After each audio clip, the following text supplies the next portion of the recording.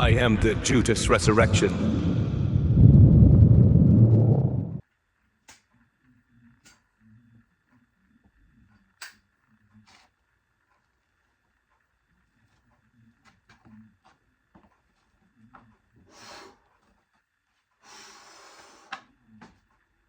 I'm reminded nowadays, with all the talk that's going on, about how I was in about the 8th grade.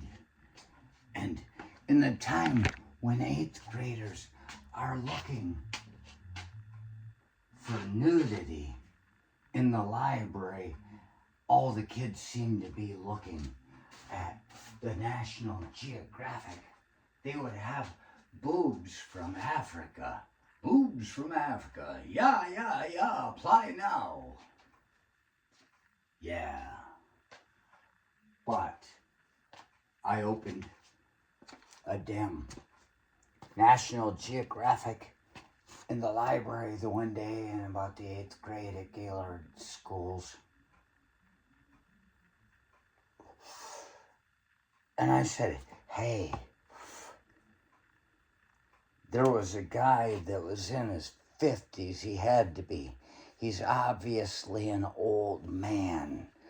And he's standing there and he's fucking ripped. He's just smiling for the camera. He's got no shirt on. And he's just ripped like a prom dress. And I looked at that and I said, wow, that's an old man. I sure would like to be able to be ripped like a prom dress when I'm in my 50s. And here I am. I'm 56. And the joke that I made fits in with a whole line of people saying, be careful what you joke about lest you become it.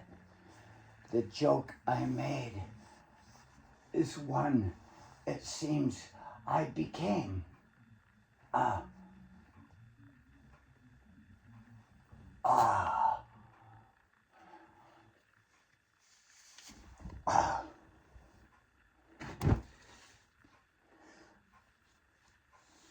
Not necessarily ripped like a prom dress, but built for the environment. And we think, oh my good golly, how is it that when we saw in National Geographic, some old man ripped like a prom dress, here we have in first and second generation immigrants, Polish farmers that are fat.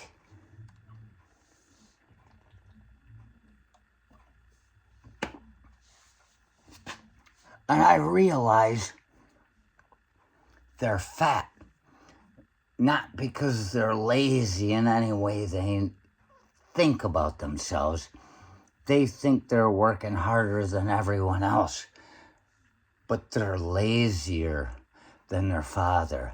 It's called entropy. It's the second law of thermodynamics applied to 2 generations. The one is the truth of fucking making it work. He's hungry. He's hard. He's working. He's ripped like a fucking prom dress. And the kid thinks he's just as good as his dad. But it doesn't work that way. The kid has been confused by the United States, the American economy, the society, the economicality.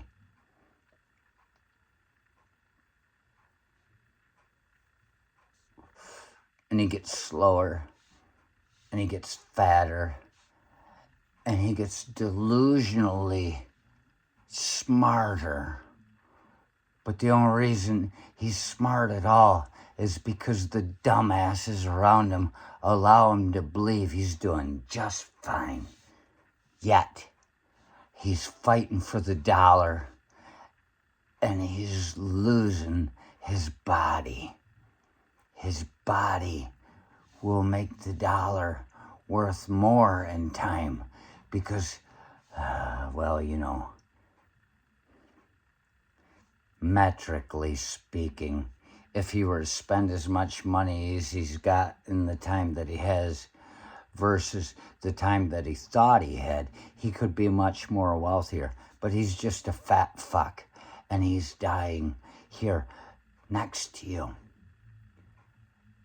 And it's always the people that come from another country, those that survive, those that make it, that are stronger than their neighbors. Their neighbors appreciate him, say he's a hard worker, but they fucking hate him at the same time as they themselves get fat on the fucking history of their father's suffering. They make a story. They say they are the people that belong here. They didn't even make it here. They couldn't make it anywhere. It's up to you, New York, New York. You want to get somebody that's in their 50s that is ready to survive the bullshit that you have become without questioning it.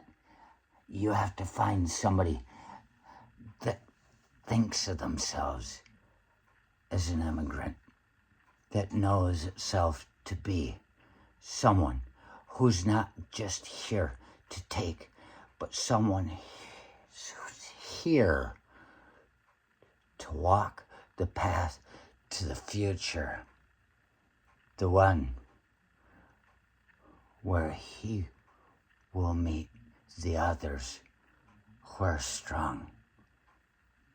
He's the only one that's gonna fucking mow your lawn.